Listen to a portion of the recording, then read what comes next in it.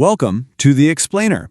Today, we're digging into a really big idea that could totally change how we think about tests, grades, and learning itself. It's all based on the work of veteran educators Jay McTighe and Steve Ferrara. Okay, so let's just jump right in with a question that, it challenges something we've all been through.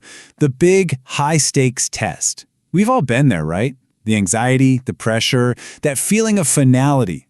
But what if we've been looking at it all wrong this whole time? This quote, wow, it just gets right to the heart of the problem, doesn't it? That disconnect between what we say we want students to learn and how we actually measure it. It's a fantastic question. Are our tests actually measuring deep understanding and critical thinking? Or are we just checking for the facts that fit neatly into a bubble sheet? And that's the big idea here, moving way beyond seeing a test as just some final judgment. We're so used to thinking of assessment as this thing that happens after all the teaching is done. It's the moment of truth. But the authors, they suggest this really powerful shift in thinking. Instead of it being a final verdict, what if assessment was a tool we could use during the learning process? So when you make that shift in thinking, assessment suddenly has this brand new, really transformative purpose. It's a simple change in perspective, but it changes everything. The authors argue that this should be rule number one. Of course evaluation and grading have a place, but they should always be serving this bigger purpose, right? They should never get in the way of it. Learning has to come first. And this is just a brilliant way to picture it. Assessment isn't some wall you hit at the end of a unit. No, it's a connector.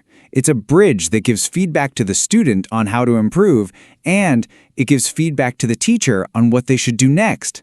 It answers that crucial question, okay, we taught it, but did they actually learn? So the big question is, how do we build this bridge? Well, the authors give us a really practical three-stage framework for designing assessments that actually help students learn. So it all starts with the blueprint, being absolutely crystal clear on our goals. Before we even dream up what a test might look like, we have to know exactly what we want students to learn and why. Then, and only then, do we figure out, okay, what evidence do we need to see? And finally, how are we going to get that information back to the learner so they can grow? Now, this is where it gets really interesting, because this chart makes it so clear that not all learning is the same. Think about learning to drive a car. You need knowledge, right? Like you have to know the rules of the road. You need skills, like the physical ability to parallel park.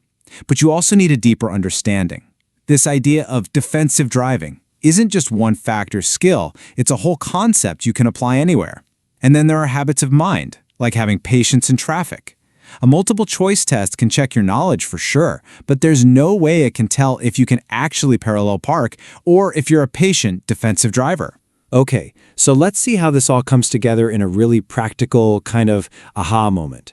We're going to see how a common classroom tool can be transformed from just a grading device into a real tool for growth. All right, here's a rubric we've all seen before. A teacher uses this to score a student's graph. It's functional, it's clear, its main job is to evaluate. The teacher checks some boxes, adds up the points, and hands it back with a grade. And that's it, job done. But what if it could do so much more? Now look at this. With just a few simple tweaks, adding some checkboxes for the student to assess their own work, and a space for them to set a goal, suddenly, the exact same tool becomes a powerful conversation starter.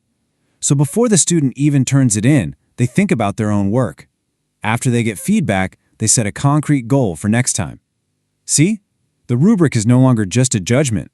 It's a roadmap. And to tie this all together, the authors give us one final, just incredibly powerful analogy for the kind of evidence we should be collecting. So here's the bottom line. Are we judging learning based on a single snapshot?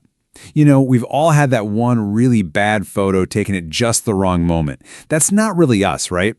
Well, a single test can be just like that. So instead, the authors argue for building a photo album, a rich collection of different kinds of evidence, quizzes, projects, presentations, conversations, gathered over time. An album like that doesn't just show a single score, it tells the whole rich, complex story of a learner's growth. When we start to see assessment as a tool to support learning, as a bridge, not a barrier, and as a photo album, not a snapshot, we don't just get better data. we actually empower students to be active partners in their own growth. And that really leaves us with something to think about. If your assessments were a photo album, what story would they be telling right now? And what story could they tell?